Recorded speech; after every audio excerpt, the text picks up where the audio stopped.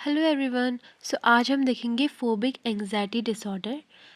अब हम पहले पढ़ लेते हैं फोबिया क्या होता है, एंजाइटी क्या होती है और एंजाइटी डिसऑर्डर क्या होता है। तो फोबिया एक अनरीजनेबल फियर होता है ऑफ स्पेसिफिक ऑब्जेक्ट।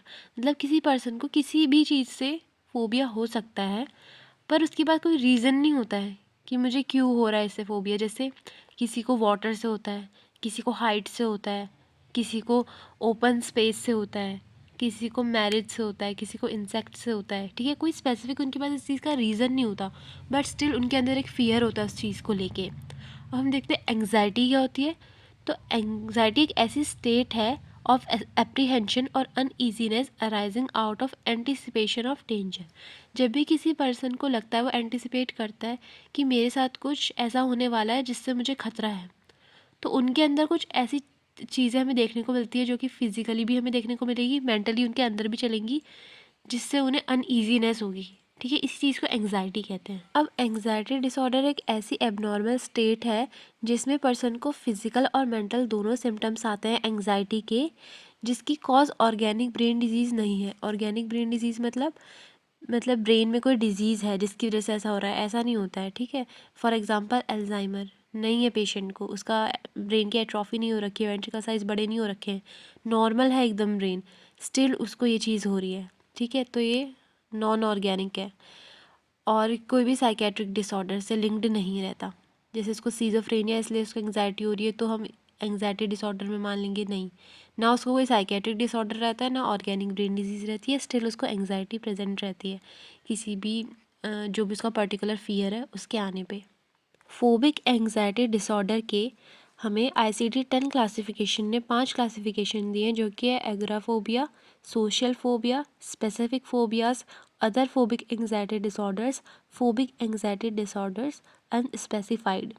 ठीक है, अब हम टाइप्स देख लेते हैं। जो फोबिया के टाइप्स होते हैं मेन, वो है सिंपल फोबिया, सोशल फोबिया और एगोराफोबिया। सबसे पहले हम पढ़ेंगे सिंपल फोबिया के बारे में, जिसका नाम है स्पेसिफिक फोबिया। मतलब इसमें लोगों को स्पेसिफिक चीज़ों से डर लगता है। जैसे कि अगर उनको हाइट से लगता है तो उसको एक्रोफोबिया कहते हैं, ब्लड से फियर होता है तो हेमाटोफोबिया कहते हैं, क्लोज्ड स्पेस से होता है तो उसको क्लॉस्ट्रोफोबिया कहते हैं, मैरिज से होता है तो गैमोफोबिया, इंसेक्ट से फियर होता है तो इंसेक्टोफोबिया, एड्स से फियर होता है तो एड्स फोबिया, एनिमल से जूफोबिया, जर्म से माइक्रोफोबिया और थंडर से ब्रोंटोफोबिया, पेन से एल्गोफोबिया। बहुत सारे अनलिमिटेड फोबियाज़ हैं। तो ये सब कुछ हैं जो आप जिनको लर्न कर सकते हैं। ठीक है, तो हम देखते हैं सिंपल फोबिया में क्या होता है, इसके क्या क्या साइन एंड सिम्टम्स होते हैं। सबसे पहले तो पर्सन को इरेशनल एंड परसिस्टेंट फियर रहता है और पर्सन के अंदर एक इमीडिएट एंग्जाइटी आ जाती है जैसे ही उनको वो फियरफुल ऑब्जेक्ट वो फेस करते हैं। ठीक है, जिनसे भी उनको फोबिया है, उस टाइम वो लॉस ऑफ कंट्रोल हो जाता है, उनके अंदर चीज़ों को कंट्रोल ही नहीं कर पाते। मतलब फिजिकली उनमें इतने सिम्टम्स हमें देखने को मिलेंगे, ना मेंटली वो अपनी विल को कंट्रोल कर पाते हैं, फेंटिंग हो सकती है, पैनिक रिस्पॉन्स दे सकते हैं, और वो अवॉइड करते हैं इसलिए ऐसी चीज़ों में इंडल्ज होना जिसमें उनको अपने फोबिया का भी सामना करना पड़े। और उनको एंटीसिपेटरी एंग्जाइटी होती है जिसको फ्यूचर ट्रिपिंग भी कहते हैं। इसका मतलब एग्जांपल समझाती हूँ। जैसे मेरी फैमिली ने प्लान किया कि हाँ हम लोग तो हरिद्वार जाएंगे, ठीक है, लेकिन मेरे अंदर एक फ़ोबिया है कि हम हरिद्वार नहीं जाएंगे क्योंकि वहाँ पे पानी होगा, वहाँ पे गंगा है तो वहाँ पे पानी होगा, और पानी से मुझे फ़ोबिया है, हाइड्रोफोबिया है। तो मुझे ऑलरेडी डर लगेगा कि कहीं मुझे पानी में ना ले जा दे, कहीं मुझे गंगा स्नान करने को ना बोल दे। इसी को एंटीसिपेटरी एंग्जाइटी कहते हैं, जिसमें हमें फ्यूचर के लिए डर लगा रहता है कि फ्यूचर में हम वो फोबिया को फेस ना कर लें। ठीक है, देन उनमें सोशल और वर्क फंक्शन भी इम्पेयर्ड हो सकता है। एक चीज़ मैंने गलत बोल दी है, उसके लिए आई एम वेरी सॉरी। अब वो अगर आपने नोटिस किए तो बहुत अच्छी बात है, अगर आपने नहीं नोटिस किए तो ये चीज़ जान लो कि मैंने जो बोला हाइड्रोफोबिया, वो इसके अंदर नहीं आएगा। क्यों नहीं आएगा? क्योंकि हाँ उसका मतलब है तो सही कि पानी से डर लगता है, लेकिन हम वहाँ पे इसको एक्वाफोबिया बोलेंगे, ना कि हाइड्रोफोबिया। क्योंकि हाइड्रोफोबिया इंसान में कब आता है मोस्टली, जब वो रेबीज़ के लास्ट स्टेज में होते हैं, तब उनको पानी से डर लगता है। इवन पानी के बारे में सुन के उनकी पूरी बॉडी काँप जाती है। ठीक है, पानी के टेस्ट से, ये सोच के उनको डर लगता है। और एक्वाफोबिया इंटेंस फियर होता है वाटर से, वो पानी में नहीं जा सकते। तो हम हाइड्रोफोबिया इसमें क्यों नहीं कंसिडर कर रहे इस चीज़ को? बात तो एक ही है ना, क्योंकि हाइड्रोफोबिया एक डिजीज़ से आ रही है, ऑर्गेनिक है ये, लेकिन एक्वाफोबिया किसी डिजीज़ से रिलेटेड नहीं है। ठीक है, तो हम यहाँ पे एक्वाफोबिया यूज़ करेंगे इंस्टेड ऑफ हाइड्रोफोबिया। और ये भी चीज़ है कि देखो सारे बच्चों में मोस्टली जब हम लोग छोटे होते हैं ना, हमें बहुत सारे फ़ियर रहते हैं, बहुत सारे। अब हम ये तो नहीं कहेंगे कि हाँ हमें फोबिक एंग्जाइटी डिसऑर्डर है, नहीं। धीरे धीरे जब पर्सन एडल्ट लाइफ में आता जाता है तो ये सारे फोबिया ख़त्म होते जाते हैं। कुछ कुछ फोबिया कभी कभार किसी पर्सन में रह जाते हैं जिनको हम फोबिक एंग्जाइटी डिसऑर्डर कहते हैं। तो हम ऐसा मतलब बच्चों को कंसिडर नहीं करेंगे कि हाँ इनको फोबिक एंग्जाइटी डिसऑर्डर है हर चीज़ में। ठीक है, हम सोशल फोबिया देखते हैं। सोशल फोबिया क्या होता है, पर्सन को ना बहुत ज़्यादा फियर होता है अपनी एबिलिटी को प्रेजेंट करने में लोगों के सामने। उनको क्या लगता है कि लोग उनको क्रिटिसाइज़ ही करेंगे, गलत तरीके से जज करेंगे हमेशा। तो इसके क्या क्या साइन एंड सिम्टम्स आते हैं, जैसे कि पर्सन हाइपर वेंटिलेट करने लग जाता है, ब्रीदिंग एकदम फास्ट हो जाती है, स्वेटिंग होती है, कोल्ड एंड कामी हैंड्स हो जाते हैं, ब्लशिंग होती है, फेशियल रेडनेस हो जाती है पर्सन में, पाल्पिटेशन होती है, मतलब बहुत तेज़ हार्ट बीट, इतनी तेज़ कि खुद को फील होती है, वो सुनाई तक देती है।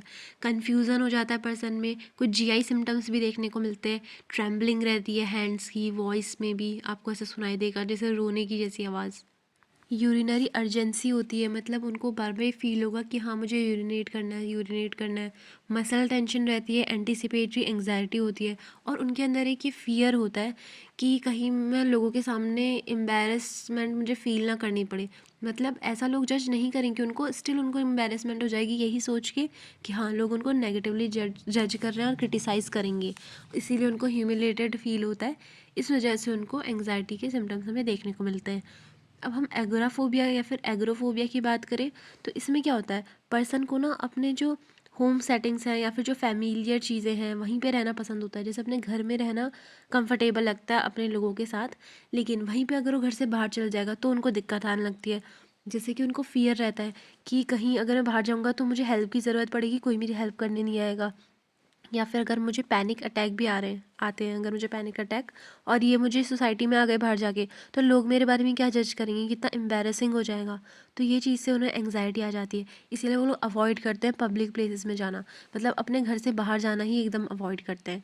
तो इनके जो सारे साइन एंड सिम्टम्स होते हैं वो सेम जनरलाइज्ड एंग्जाइटी डिसऑर्डर के होते हैं। अब ये जनरलाइज्ड एंग्जाइटी डिसऑर्डर हम इसके बाद पढ़ेंगे। अगर ये दोनों सेम है तो इनमें डिफरेंस क्या है।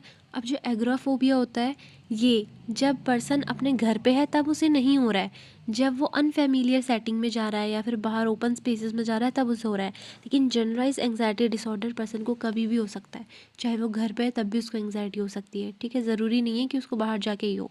तो ये इसमें बहुत बड़ा डिफरेंस है। अब हम ईटियोलॉजिकल फैक्टर्स देख लेते हैं कि हमारे फोबिक एंग्जाइटी डिसऑर्डर को कौन कौन सी ऐसी चीज़ें हैं जो कॉज करती है, जिसमें कि साइकोडायनेमिक थ्योरी आएगी, लर्निंग थ्योरी आएगी और कॉग्निटिव थ्योरी आएगी। साइकोडायनेमिक थ्योरी ये कहती है कि हमारे अंदर अगर एंग्जाइटी होती है तो उसको डील करने के लिए हमारे अंदर एक डिफेंस मैकेनिज्म होता है जिसे रिप्रेशन कहते हैं। रिप्रेशन में क्या होता है, हम मतलब अपने माइंड से कंट्रोल करके वो चीज़ को दूर कर देते हैं, उस चीज़ से एंग्जाइटी को, मतलब अपने विल पावर से हम उसे कंट्रोल करके अवॉइड कर देते हैं उस एंग्जाइटी को। पर अगर हमारी इसी फंक्शनिंग में दिक्कत आ जाती है तो क्या होता है, हमारा जो ईगो होता है वो क्या करता है, दूसरे डिफेंस मैकेनिज्म को ले आता है जिसको डिस्प्लेसमेंट कहते हैं। अब डिस्प्लेसमेंट में क्या होता है कि ये जो डेंजरस चीज़ थी जिससे हमें फ़ियर हो रहा था, जो एक्चुअली में डेंजरस थी, वो फ़ियर हमारा चले जाता है किसी और ऐसी चीज़ से, वहाँ पर डिस्प्लेस हो जाता है जो कि लेस फ़ियरफुल है, जो हमें कुछ कर नहीं सकती है। इसीलिए जो हमारा फ़ियर था असली डेंजरस चीज़ से, वो एक लेस डेंजरस चीज़ में चला जाता है, क्योंकि वो अब हमें हार्म नहीं पहुँचा सकती है। तो यही कहा गया है साइकोडायनेमिक थ्योरी में। और ये दो ऑब्जेक्ट जो असली में डेंजरस था और जो एक न्यूट्रल ऑब्जेक्ट है, ये दोनों आपस में कैसे ना कैसे करके लिंक्ड रहते हैं, चाहे अब वो सिंबॉलिक एसोसिएशन से हैं या फिर कैसे भी। और जो न्यूट्रल ऑब्जेक्ट है उसे डे टू डे लाइफ में अवॉइड किया जा सकता है, इसलिए हमारा माइंड उसको चूज़ करता है। लर्निंग थ्योरीज क्या कहती हैं, ये क्लासिकल कंडीशनिंग पे चलती है।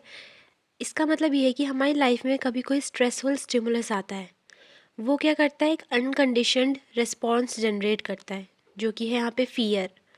अब वो स्ट्रेसफुल स्टिमुलस अगर रिपीटेडली पेयर हो जाए एक हार्मलेस ऑब्जेक्ट के साथ, तो क्या होगा, वो जो फियर था अब हमें वो स्ट्रेसफुल स्टिमुलस के जगह हमें उस हार्मलेस ऑब्जेक्ट से होने लग जाएगा।